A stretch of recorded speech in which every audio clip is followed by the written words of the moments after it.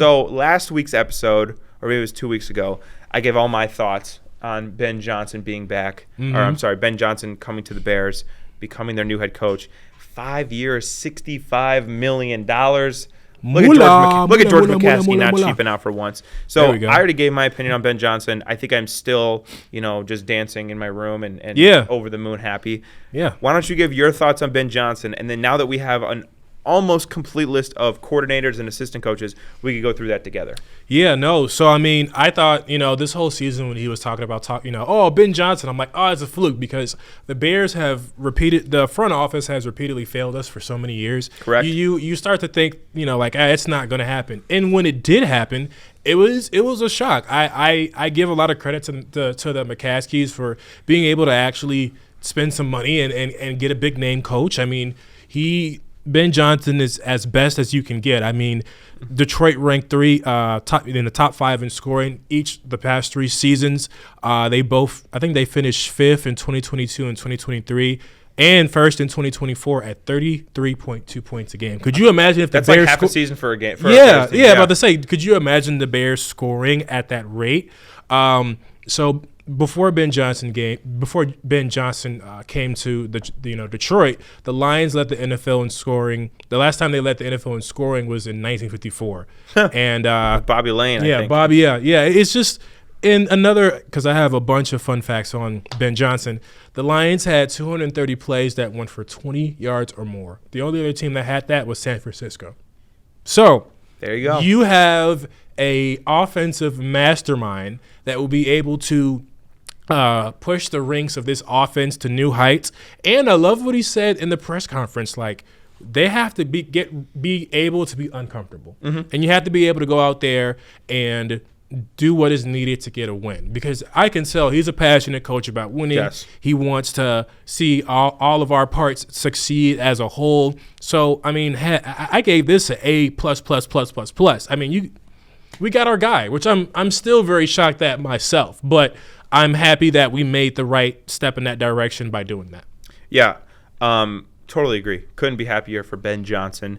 Now, as much as I love Ben Johnson and as much as I wanted him and as much as I'm happy the Bears got him, mm-hmm. I talk about this all the time. A very, very important step for coaches is to assemble a quality group of assistant coaches, coordinators, positional coaches, mm-hmm. veteran coaches, especially with Ben Johnson, who's never been a head coach before. Yeah. I think it's important to have coaches who have, been in the league a long time. Mm-hmm. And I think that's what he did as well. He, I think, has assembled an all-star staff for the coaching ranks for the Chicago Bears. Yeah. Start with the defensive coordinator, Dennis Allen, formerly mm-hmm. the head coach of both the Raiders and Saints, one of the worst head coaches of all time. However, as we've learned with Matt Eberflus, mm-hmm. being a good coordinator does not make you a good head coach, and vice versa. Yeah. Just because he was a bad head coach does not mean he is not a great defensive coordinator. Mm-hmm. I think Dennis Allen was one of the most sought-after defensive coordinators in this cycle. For sure. He has proven during his time with the Saints and the Raiders that he can competently call a defense, he can manage a defense, he can maximize a defense. Mm-hmm. I think that's what the Bears need.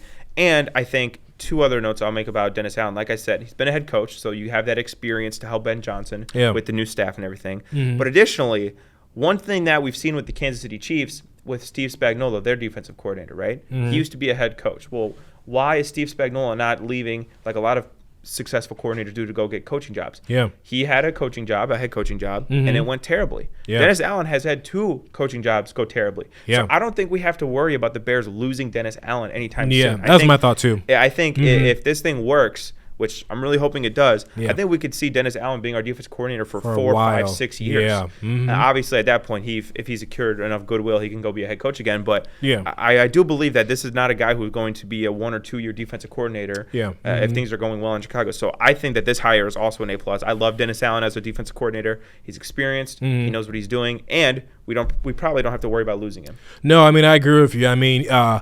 He is really good at running a 4-3 defense. So, it won't be like, oh, my gosh, a dramatic change. But I also think with his stat lines, From 2018 to 2024, his defense ranked 5th best in the defensive EPA per play. Like, that's something that you don't, like, I'm a guy who does his research behind what coaches that we have. And if you come from good standing, like if you're able to coach different teams around the league that have had top 5 defenses or multiple Pro Bowl players, that means you're actually doing something right. Right. And Dennis Allen, I mean, he's done something right. He Super Bowl winner as well. So, I mean, his specialty is just, really working with those DBs. But I feel like he's really going to make an impact on bringing our team together because we had a good defense until the Washington game. But, I mean, obviously, looking back at it, like, we need somebody who's able to keep us consistently going. The defense wasn't a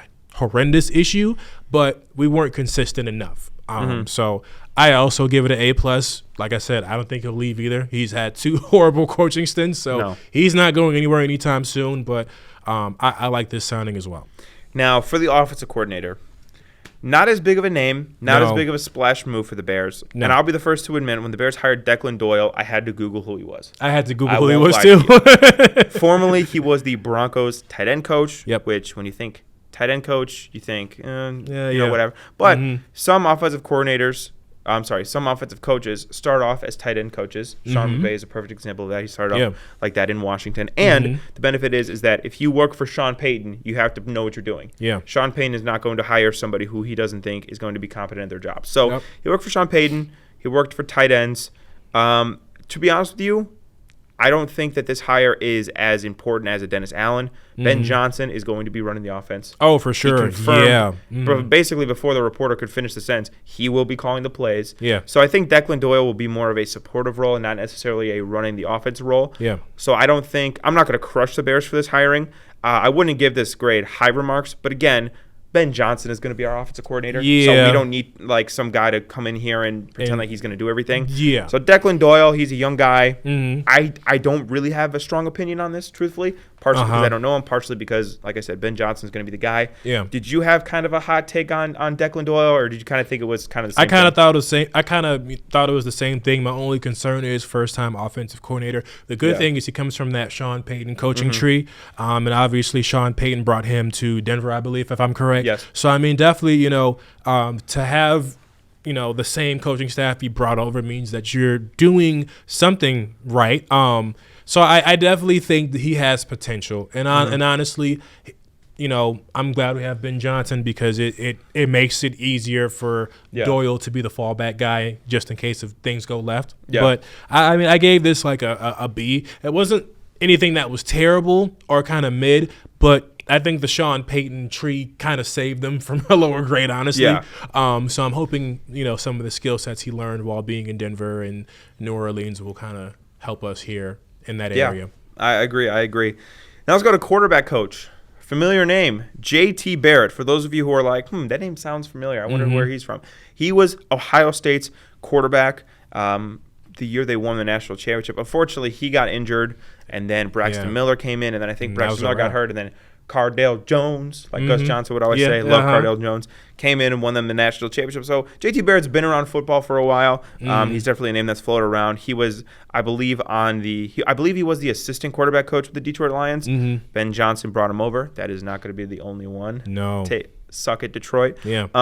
But J.T. Barrett is now with the Chicago Bears as their quarterback coach. His relationship with Caleb Williams is going to be essential. Very much he is going to be, we saw it with Hard Knocks last year, the quarterback coach who then turned offensive coordinator, who then turned head coach, Thomas Brown, spend a lot of time with him. And those two guys are going to have to be on the same page. Obviously, Ben Johnson, like I said, is going to be running the offense. Yeah. But J.T. Barrett and Caleb, they got to get along. They have to be on the same page. And so I'm excited to have a guy in J.T. Barrett who played the position at a high level, knows what comes with the stresses and the emotions of it and everything like that. He also played at a big time. Ohio State's, no community college, right? So I think having a guy with that experience and that perspective is going to be good for Caleb Williams. And like I said, he worked with Ben Johnson previously in Detroit. I think this is a good hire for the Bears. No, I agree. I mean, I think it's something that will be great. I mean, I don't remember if our past QB coaches had, playing experience. Thomas Brown was a running back. Yeah. So, not in He wasn't a quarterback. He wasn't a quarterback though. Yeah. So I mean, I thought that this was a good hire too. I mean, in 23 he helped Jared Goff lead the league in passing first downs. He ranked second in passing yards, fourth in passing touchdowns. So definitely, I mean, if he can turn Jared Goff, which he's a decent starter, but obviously he's no superstar. If he can help Jared Goff improve his offensive schemes and skill sets, I highly, I really think that I'm really confident in him to help Caleb even grow anymore. Maybe to have him connect on those deep balls that you were saying earlier. Yeah. Have more of a higher completion rate, when he finishes games. So yeah, no, I like this. I like this signing. I think this is a very good signing, and I feel like every person that would go down, mostly a few of them are from Detroit, and Ben Johnson is Thanos, and he's a he has all the he has all the stones in his hands. Yeah. So yeah, I like another it. stone that he acquired from the Detroit Lions, and another former player, hometown hero, high-profile player, pass game coordinator. I'm sorry, I'm skipping ahead. Wide receiver coach Antoine Randall L. If that name sounds familiar, he was a wide receiver in the NFL. Predominantly for the Pittsburgh Steelers, also played for the Washington, at the time, Redskins. If you remember in the 2005 Super Bowl, Steelers versus Seahawks, Antoine Randall on a trick play threw a touchdown pass to Hines Ward, one of the plays that won the Steelers that game. He was the wide receivers coach in Detroit as well. Yeah. Like you mentioned, he is a hometown guy from Illinois, from, I believe, Chicago specifically as well. Yeah, Harvey, Illinois. I think he went to NIU, if I'm not mistaken. Went to NIU. Detroit Lions have had some phenomenal receivers the last couple of years. Amon-Ra St. Brown has been a superstar. I think Jameson Williams, while I don't think he's a superstar, he's been a big play threat, the ability to just make game-breaking plays.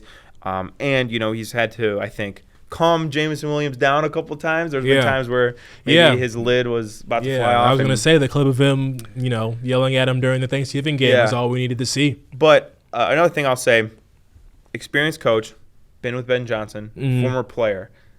Those are all good things, right? Again, you understand how to play the position. You understand that perspective, playing at a high level. You're familiar with Ben Johnson. You've had success with your receivers in the past. I don't know how you can complain with this hire. No, I mean, and I even put that in my notes, like, we need somebody who will bring accountability. And I mean, obviously, my first knowing of Antoine Randall L. was obviously the Thanksgiving game when he was yelling at Jameson. But I honestly think, though, like, that's what we need. Because sometimes, I mean, not in the past couple of years. Yeah, I mean, accountability, yes, but, like, we need a coach to kind of get in people's faces a little bit, especially the wide receiver position is crucial. And, I mean, I think he'll be great development, not only for obviously our WR1 DJ Moore, but also Rome Odunze is going to learn a lot from this guy. So I think this is I put a B+ because I haven't really, I mean, yes, he's had great seasons in Detroit, but I mean, like, the only reason why I did not give it an A was because I feel like there wasn't enough information on him that's like, oh, he's helped. I mean, obviously he's helped St. Brown become a superstar, but I feel pretty good about it, No, I agree. And rounding off our, I guess, three-peat of former players turned Bears assistant coach. Yeah. Our new defensive back / pass game coordinator coach, Al Harris, who played in the NFL for the Green. I know he played for the Packers. I think he played for a couple of other teams. Yep. He's been one of the hottest coaching commodities in the last couple of years. Now, if you remember a couple of years ago when Deron Bland had 5 or 6 pick sixes, Trayvon Diggs was tremendous. Malik Hooker's been great. Stephon Gilmore rebounded in Dallas. Yeah. He's been the guy that has been at the core of that. He has done an excellent job, I think, coaching DBs. Again, a guy who's played the position at a high level, understands how to coach players. I really, not that I need my coaches to be former players, but I do love that ability to just connect with the guys, understand what they're going through. Al Harris, I thought, was a tremendous hire. And I'm looking at my notes, and I'm kind of confused because I see all these good coaches, and I see that they're on the Chicago Bears, and something doesn't compute in my brain. That doesn't make there's sense. some scam. Actually, these guys play for they're working for another team. Right. What right? is this like? Yeah, this is like Bears Twitter account. You're but, right. I mean, the Bears, to their credit, they went out and they got a lot of great coaches, and I think. I mentioned this with the Ben Johnson thing, Justin, and I'm not going to sidetrack us too much. Yeah. But there was a report that came out, a couple weeks before the end of the regular season, that if Ben Johnson was going to take a job with a team, he wants them to be accountable and say, this is where we messed up and this is how we're going to fix it. Yeah. And I think now that we, have the benefit of hindsight that he did want the Bears and that the Bears were always his number one option. He confirmed that. Mm-hmm. One of the things he said to the Bears in that meeting was, you guys are cheap. Mm-hmm. We need to get as good of coaching staff as possible. Yeah. And I think that one of the requirements for him becoming the Bears coach was, we are not going to be shy about opening up the checkbook for these coaches. Yeah. Dennis Allen was not cheap. No. I'm sure JT Barrett, Antoine Randall, Al Harris, all three are guys that get good jobs a lot of places in the league. Yeah. But the Bears wanted them, and they got them. And that is so refreshing as a Bears fan. Yeah. It's so refreshing to know that if the big dog is available, we're going to go out and get him. Yeah, I mean, I love the signing. I mean, obviously you had kind of spoke about it earlier about the effect that they had on the Dallas Cowboys. He also was with the Chiefs as well. I mean, very good teams. And, I mean, I'm very interested to see what he's going to do with Jalen Johnson and Tyreek Stevenson as the 1-2 cornerbacks. Also, another guy I think could work well with is Kyler Gordon. Mm-hmm. So, I mean, I just think that this is a great hire. I'm also with you on having former players become coaches, because I feel like they understand a little bit more than the average coach does, especially if they were good players or, good players when they were, actually playing before. So, yeah. Another player that played at a high level, and a guy that he's been a big name in recent years. Yeah.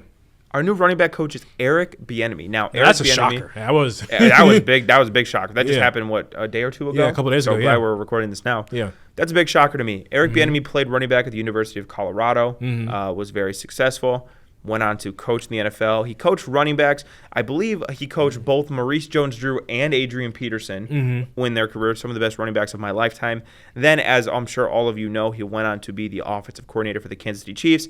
Now, in fairness, we all know Andy Reid's running the ship there, right? Yeah. But that experience that he brings from winning in Kansas City, having success with Adrian Peterson, Maurice Jones-Drew, I think the only negative to a guy like Eric Bieniemy, who has a lot of this experience, a lot of this winning under his belt, is last couple of years have been rough. Last year at UCLA, he got fired. Yeah. He mutually parted ways. Yeah. Got fired. Yeah, fancy jargon. Year before that, he stepped away from being the Chiefs' offensive coordinator to go to Washington. Washington's offense struggled a lot. Yeah, and they were going through. I just want to know, because obviously he didn't do well in Washington, but they were going through a whole staff change in there, man. It was just Sam Howell was the quarterback. That's all I'm saying. Yeah, and that too. So I don't. I mean, UCLA did bad, but I don't look at Washington as his fault. They were. Everyone on the GMs, they were all rotating people, so that's hard to control. I agree. And another thing I'll say is, I think a coach having this much experience and now being a specialist in one position group is important. Beautiful. Yeah, he's going to bring his winning experience from his time in Kansas City. Again, is this a home run? Oh my gosh, this guy's the next Bill Walsh? Probably not. But this is a guy who's probably going to be a really, really good running back coach. Yeah. He's done it in the past. He's had great success. The Bears, Ben Johnson talked about this. The Bears are going to run the football. Yeah. They're going to run the football well. He is quoted as saying, quarterback efficiency is now more important than turnovers in the NFL. Yeah. And the number one way to help a quarterback, especially a young quarterback, is by running the ball well. Yeah. That's what he did in Detroit. They ran the ball very, very well in Detroit. Now Eric Bieniemy is going to help him do that for the Chicago Bears.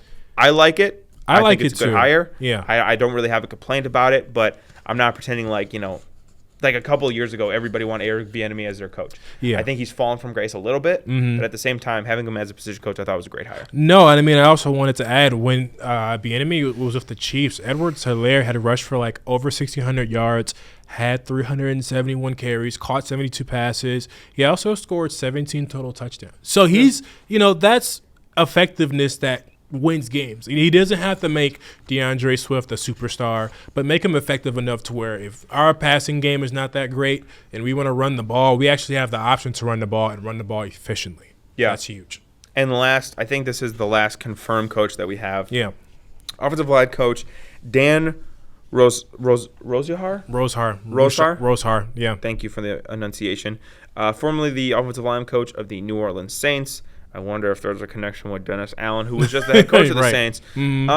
Truthfully, I thought he did a good job with Talisi Fuaga, their first-round pick last year. He looks like a really good player. Trevor Penning, who I did not like coming into the NFL has been better for them as well. Yeah. Again, is this a slam dunk? Is this the Eagles guy, and I'm blanking on his name, Jeff Stoutland. Is this Jeff Stoutland? Is this, oh my gosh, our offensive line is going to – No. Probably not.